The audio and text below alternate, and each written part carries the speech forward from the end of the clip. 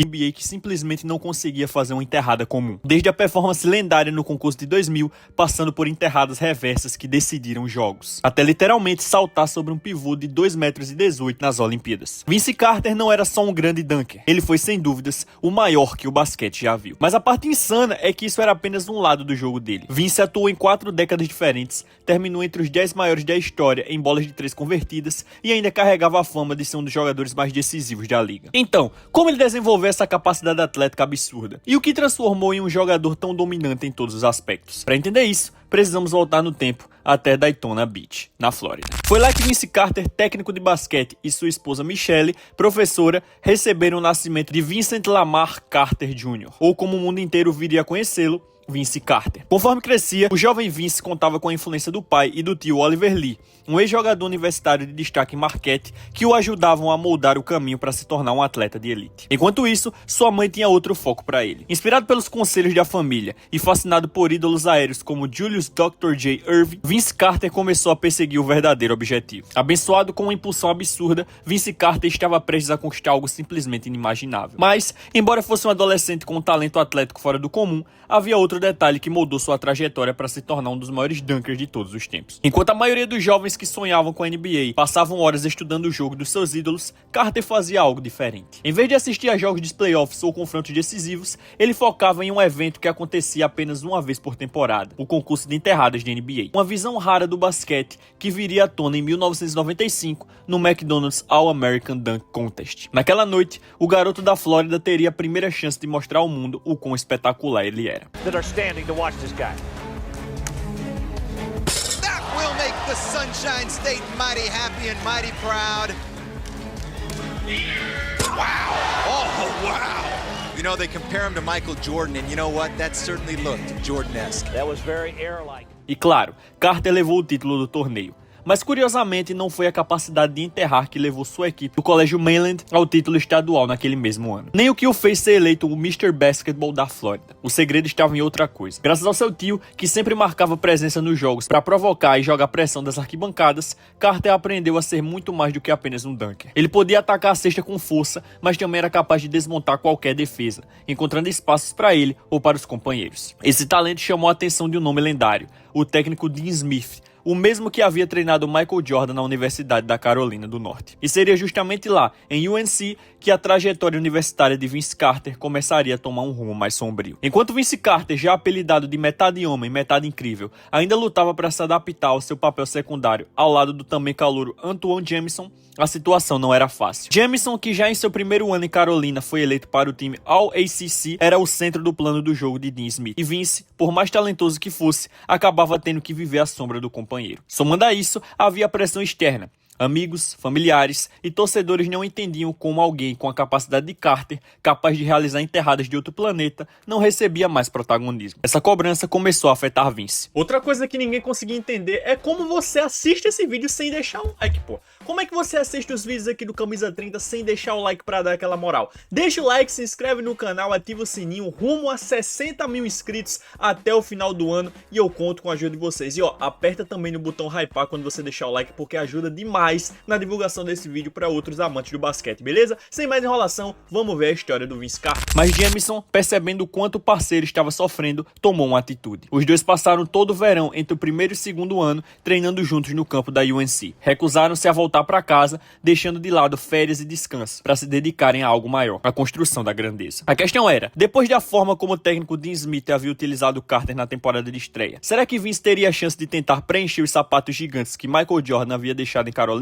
Ou sua segunda temporada marcaria o fim dessa possibilidade? Dean Smith, depois de passar um ano moldando aquele calouro promissor para o jogador que ele precisava ser, finalmente soltou as rédeas de Vince Carter. E o resultado foi imediato. Seus minutos em quadra praticamente dobraram na temporada 96-97. E Carter respondeu com enterradas insanas, domínio em quadra e vitórias importantes para North Carolina. Graças ao talento dos seus alas, com médias próximas de 16 pontos por jogo, a UNC conseguiu algo gigantesco: chegar ao Final Four do torneio da NCAA. Um feito impressionante que só reforçava as comparações de Vince Carter com um certo ex-jogador lendário de Carolina do Norte, Michael Jordan. E o melhor, isso era só o começo. No ano seguinte, em sua temporada júnior, Vince levou Carolina a mais uma Final Four. Sua ascensão era inevitável, e os olheiros de NBA já o viam como uma estrela em potencial. Não demorou para que o Toronto Raptors o procurasse, informando que planejavam escolhê-lo com a 4ª escolha do draft de 1998. Com isso, Carter decidiu abrir mão do último ano universitário e se declarar para o draft. With the 4th pick in the 1998 NBA draft,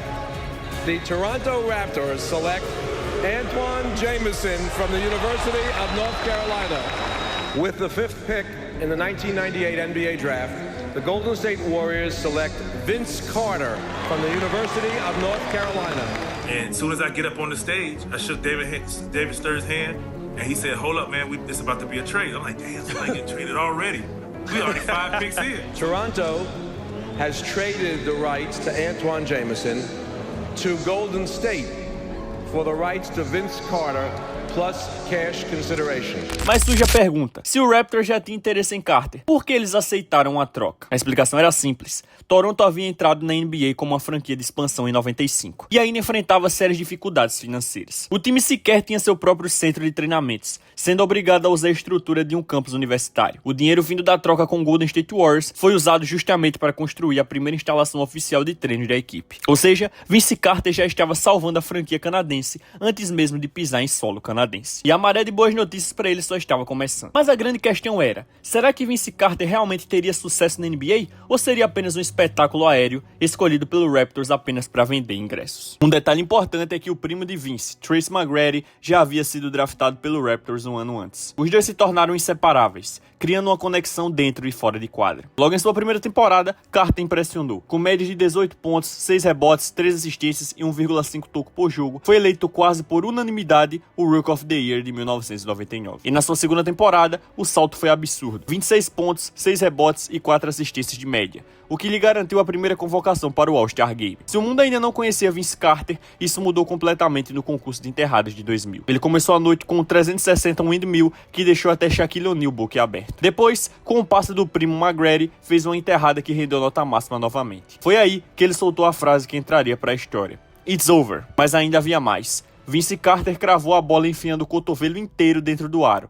um momento icônico que até hoje é lembrado como uma das maiores, se não a maior, apresentação da história do Dunk Contest. E o mais impressionante, aquilo não era só show de All-Star. Carter fazia enterradas ainda mais violentas e espetaculares nos jogos de temporada regular, superando o que muitos jogadores conseguiam fazer no próprio concurso de enterradas. Não demorou muito para Vince Carter ganhar o apelido de metade homem, metade incrível, e rapidamente se tornar para muitos o jogador mais popular da NBA. Mas Vince não era apenas um dunker atlético. Não, senhor. Ele também tinha um arremesso suave, e em 2000 chegou a acertar mais de 40% das bolas de 3 pontos. Ainda assim, seus chutes certeiros ficavam ofuscados pelas infiltrações explosivas e pelas enterradas que faziam o aro tremer. Ao lado do primo Tracy McGrady, Carter formava uma das duplas mais dinâmicas e promissoras da liga. Os dois levaram o Toronto Raptors à primeira classificação para os playoffs na história da franquia.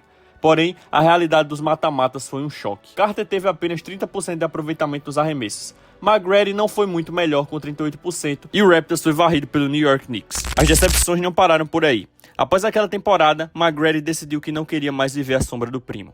Ele queria ser protagonista de seu próprio time. E naquele verão, voltou para a Flórida para se juntar a Grant Hill no Orlando Magic. Mas Carter não teve tempo para lamentar.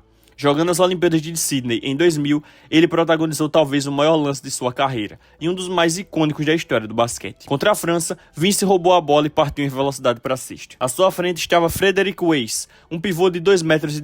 Só que Carter tinha outros planos. Ele simplesmente saltou por cima do gigante e cravou uma bola com tanta força que parecia fazer a Torre Eiffel tremer. Uma enterrada tão absurda que ficou marcada como a dunk da morte. Os Estados Unidos levaram o ouro olímpico, com Carter sendo o maior pontuador do time e de forma disparada. Ele encerrava assim uma temporada perfeita. Campeão do Dunk Contest, All-Star, eleito para o terceiro time ao NBA e mais do que nunca, cotado para ser o próximo rosto da liga. Com Michael Jordan aposentado, a NBA buscava um sucessor.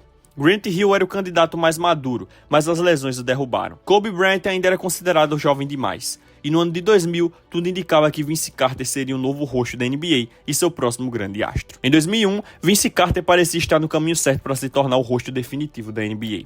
Ele teve média de 27,6 pontos por jogo, foi eleito titular do All-Star Game e recebeu mais votos do que qualquer outro jogador da liga. A Vinsanity estava em seu auge. Carter havia se tornado o Air Canada, o ídolo número 1 em um país que até então só respirava hockey. Mais uma vez, ele manteve a consistência, mais de 40% nas bolas de 3, além de pelo menos um roubo e um toco por jogo pelo terceiro ano consecutivo. Mesmo sem McGrady, o Raptors evoluiu ofensivamente e defensivamente. Carter foi eleito para o All-NBA Second Team e levou Toronto à sua primeira vitória em série de playoffs na história da franquia, eliminando o Knicks em uma revanche do ano anterior. Na semifinal do leste, o Raptors encarou o Philadelphia 76ers e o duelo se transformou em um clássico. De um lado, Vince Carter, o jogador mais popular da NBA naquele momento. Do outro, Allen Iverson, o recém-eleito MVP. O resultado, uma das séries mais espetaculares de todos os tempos. No jogo 2, Iverson explodiu para 54 pontos. Carter respondeu no jogo 3 anotando 50 pontos. No jogo 5, Iverson voltou com outro jogo de 50 pontos, mas Carter devolveu no jogo 6 com 39 pontos, forçando o jogo 7 decisivo. Mas aí veio a polêmica. No mesmo dia da partida, Vince decidiu viajar para participar da sua formatura na Universidade da Carolina do Norte. Ele pegou 2 voos no mesmo dia, e quando entrou em quadra parecia esgotado, sem a mesma energia de costume. Curiosamente, Iverson também teve uma noite ruim nos arremessos, o que manteve Toronto vivo no jogo. Com apenas 2 segundos no relógio, Philadelphia liderava por 1 ponto. O Raptors tinha a posse de bola e a chance da vitória histórica. Del Curry fez o passe para Carter, que deu um pump fake perfeito e conseguiu um dos arremessos mais limpos que alguém poderia pedir em um jogo 7. Mas a bola não caiu, Toronto perdeu e nascia a narrativa de que Vince Carter não era clutch. Na verdade, todo grande jogador tem tropeços no início da carreira, e os torcedores do Raptors ainda estava cheio de esperança, apaixonado pelo jovem astro de apenas 24 anos. O problema é que Carter já não parecia sentir o mesmo pela franquia. Se amasse de verdade, teria treinado mais, teria jogado mais duro. Na temporada de 2002, Vince Carter ainda era um All-Star, ainda fazia enterradas espetaculares e colecionava lances de encher os olhos. Mas olhando de perto, seus números caíram em todas as estatísticas, e havia sempre aquela sensação de que o basquete tinha virado apenas um trabalho para ele. Carter parecia jogar mais pelos próprios números do que pelo time, sem esforço defensivo e sem a mesma paixão que o consagrou. Por não treinar como deveria, começou a conviver com pequenas lesões ao longo da temporada, o que acabou o tirando dos playoffs. Curiosamente, o Raptors jogou de forma mais coletiva sem ele, e chegou perto de avançar a segunda rodada, perdendo o jogo decisivo para o Detroit Pistons por apenas 3 pontos. Na temporada seguinte, após passar por uma cirurgia, Carter conseguiu atuar em apenas 43 jogos em 2003, com média de 20 pontos por jogo, 7 a menos do que 2 anos antes. Toronto virou um dos piores times da liga. Ainda assim, Carter continuava extremamente popular, tanto que foi eleito novamente titular do All-Star Game. E foi nesse evento que viveu o momento mais marcante da temporada. Em respeito a Michael Jordan, que estava em sua temporada de despedida, Carter cedeu sua vaga de titular para o maior de todos. Já em 2004, a torcida do Raptors esperava o retorno de Vince Carter dominante de 2001. Mas ele entregou apenas 22 pontos de média, com 41% de aproveitamento nos arremessos, bem abaixo do esperado. O resultado, mais uma temporada sem playoffs, a segunda seguida. Diante disso, a franquia sabia que algo precisava mudar. Foi então que trouxeram um novo gerente geral e um novo treinador, Sam Mitchell. Antes da temporada de 2005, a nova diretoria do Raptors deixou claro: estavam construindo para o futuro e não se importavam com o sucesso imediato ou vaga nos playoffs. O problema, Vince Carter tinha 27 anos, estava no auge da carreira e odiou essa decisão. Então ele não apenas pediu uma troca, Vince simplesmente deixou de jogar como um profissional. Um dos maiores astros da NBA parecia estar sabotando o próprio time. Em quadra, era como se estivesse jogando contra crianças de escola, sem esforço algum. Depois de 20 jogos sofríveis, Toronto decidiu se livrar dele e recebeu quase nada em troca. Só que, assim que chegou ao New Jersey Nets, Carter renasceu. Seus números saltaram de 16 pontos com 41% de aproveitamento para quase 28 pontos por jogo, acertando 46% e contribuindo em todas as áreas: rebotes, assistências, defesa, infiltrações. Tudo voltou. Logo após a troca, Carter admitiu: "Eu não me esforçava em Toronto. Eu tinha talento, fiquei mimado. Achava que não precisava trabalhar. Agora, com as lesões, preciso me dedicar mais. Estou com fome de vencer de novo." Para os fãs do Raptors, foi como uma traição.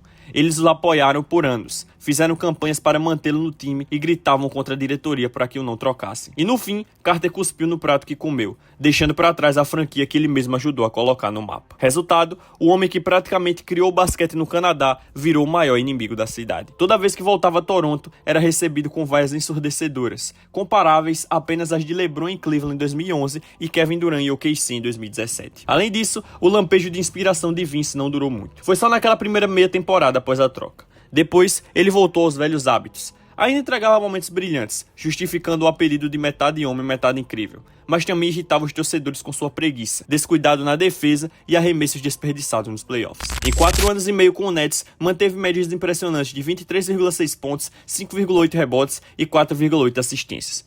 Mas apesar dos números, a sensação era de frustração, porque todos esperavam muito mais. Durante sua passagem, o time acumulou mais derrotas do que vitórias na temporada regular, mesmo contando com Carter, Jason Kidd e Richard Jefferson no auge. Nos playoffs, o máximo que conseguiram foram 2 séries vencidas na primeira rodada, em 2006 e 2007. Já em 2008 e 2009 ficaram fora da pós-temporada. Em 2010, o Nets finalmente trocou o já veterano Carter, de 32 anos, para o Orlando Magic. Foi lá que surgiram os primeiros sinais claros de envelhecimento e de uma queda acentuada no desempenho. No ano seguinte, acabou enviando para o Phoenix Suns, que não quis renovar seu contrato. Charles Barkley ironizou, chamando-o de meio homem meia temporada, enquanto Bill Simmons foi ainda mais duro, dizendo que Carter era meio homem, meio incrivelmente acabado. A partir daí, Vince percebeu que precisava mudar.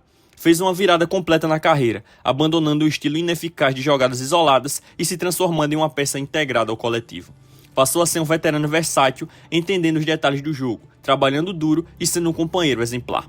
Suas enterradas poéticas e explosivas ficaram mais raras, mas ele começou a arremessar mais de fora, criar para os colegas e se movimentar sem a bola. Enfim, passou a fazer as pequenas coisas que deveria ter feito já na era Vince. Não era apenas um envelhecimento, Carter finalmente amadureceu. Em 2014, aos 37 anos, o Toronto Raptors fez as pazes com ele, exibindo seus melhores momentos e agradecendo sua passagem pelo time. Muitos vaiaram no início, mas logo os aplausos tomaram conta. E Vince, emocionado, chorou e mandou beijos para a torcida. Em 2016, jogando pelo Memphis, foi eleito o melhor companheiro da equipe da NBA. Até sua aposentadoria em 2020, tornou-se um grande mentor para os mais jovens. Vince Carter nunca foi decisivo em jogos grandes, não conquistou um MVP e nunca esteve perto de um título. Seu único avanço até as finais de conferência foi com Orlando, sendo apenas o 4º melhor jogador da equipe. Ele foi um dos talentos mais incríveis de sua geração, mas sua carreira acabou marcada por questionamentos. E se tivesse levado o basquete mais a sério? E se tivesse continuado ao lado de Tracy McGrady em Toronto? Mesmo assim, Carter deixou marcas únicas. Foi o único jogador da história da NBA até agora a atuar por 22 temporadas e o único a jogar em 4 décadas diferentes. Só Kareem Abdul-Jabbar e Robert Parrish disputaram mais jogos do que ele. Está no top 10 de bolas de 3 convertidas